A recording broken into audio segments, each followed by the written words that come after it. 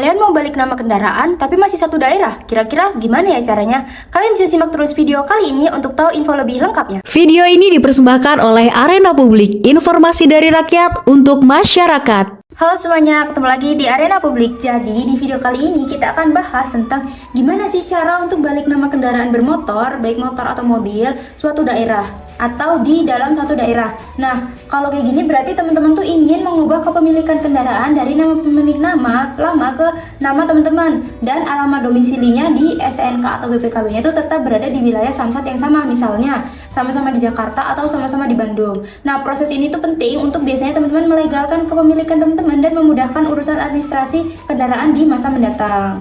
Nah, apa aja sih dokumen-dokumen yang perlu teman-teman siapkan untuk balik nama tadi? Nah, pertama adalah KTP teman-teman, KTP asli pemilik baru dan fotokopinya. Ini adalah KTP teman-teman sebagai pemilik kendaraan yang baru. Pastikan masa berlaku KTP-nya masih aktif dan domisili KTP-nya sesuai dengan wilayah Samsat tempat kendaraannya terdaftar. Siapkan juga minimal 2-3 lembar fotokopi KTP teman-teman. Lalu teman-teman bawa juga surat tanda nomor kendaraan atau STNK asli dan fotokopi. Teman-teman, bawa STNK asli kendaraan yang akan dibalik nama. Nah, STNK ini nantinya akan ditarik dan diganti dengan STNK baru atas nama teman-teman. Siapkan minimal 2-3 lembar fotokopi STNK-nya. Lalu teman-teman bawa juga BPKB asli dan fotokopi. Teman-teman wajib bawa BPKB asli kendaraan. Nah, BPKB ini adalah bukti kepemilikan yang sah dan akan ditarik untuk diganti dengan BPKB baru atas nama teman-teman. Siapkan juga minimal 2-3 lembar fotokopi BPKB-nya. Kalau BPKB-nya masih di pihak leasing atau bank kayak gimana? Karena kendaraannya masih kredit. Nah, teman-teman perlu menghubungi pihak leasing atau bank tersebut dan minta fotokopi BPKB yang sudah dilegalisir atau dicap dan ditandatangani oleh leasing atau bank, dan juga minta juga surat keterangan resmi dari leasing atau bank yang menyatakan bahwa BPKB asli masih ditahan oleh mereka untuk keperluan kredit. Nah, selanjutnya teman-teman bawa juga kwitansi jual beli kendaraan bermaterai 10.000 yang asli. Nah, yang mencantumkan detail yang lengkap dan akurat dan wajib ditempel dengan materai 10.000 di atas kwitansi untuk kekuatan hukumnya. Teman-teman nantinya juga akan membawa hasil cek fisik kendaraan. Nah, dokumen ini akan teman-teman dapatkan langsung di Samsat saat kendaraan teman-teman tuh menjalani proses cek fisik. Jadi kendaraannya harus dibawa ke Samsat.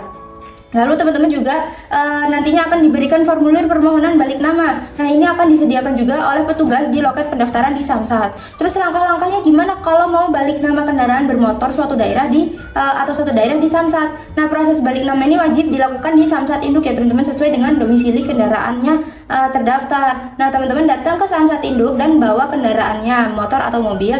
Teman-teman arahkan kendaraannya ke loket atau area cek fisik kendaraan. Nanti petugas akan melakukan cek fisik. Nah, setelah cek fisiknya selesai, teman-teman akan mendapatkan lembar hasil cek fisik yang sudah dilegalisir atau dicap dan ditandatangani oleh petugas. Teman-teman bisa simpan hasil ini baik-baik. Setelah itu, teman-teman bawa semua dokumen yang sudah teman-teman siapkan. Apa aja? KTP, STNK, BPKB, kwitansi jual beli bermaterai, dan hasil cek fisik ke loket pendaftaran balik nama di Samsat. Nanti teman-teman akan sampaikan tujuan teman-teman untuk mengurus balik nama kendaraan.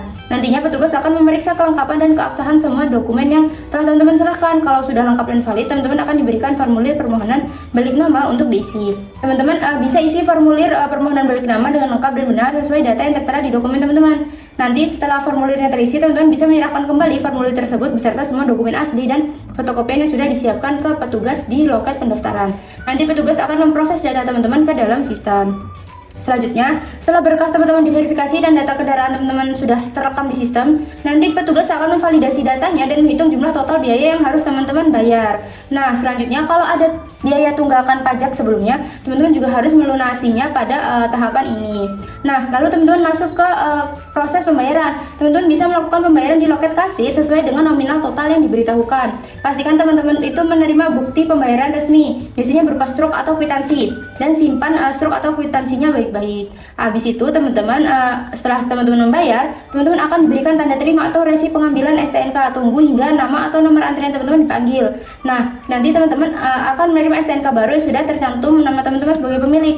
Lalu setelah itu teman-teman bisa mengambil BPKB baru. Nah, pengambilan BPKB baru ini biasanya nggak bisa di hari yang sama dengan STNK itu teman. Nanti petugas akan memberitahu teman-teman jadwal pengambilannya. Biasanya beberapa hari hingga minggu tergantung Samsatnya. Nah, teman-teman setelah jadwalnya teman-teman bisa datang lagi ke Samsat dan bawa resi pengambilan dan KTP asli. Lalu nanti teman-teman akan menerima BPKB baru yang sudah tercantum nama teman-teman sebagai pemilik. Periksa kembali semua data di BPKB baru. Itu teman-teman, semoga video kali ini bermanfaat.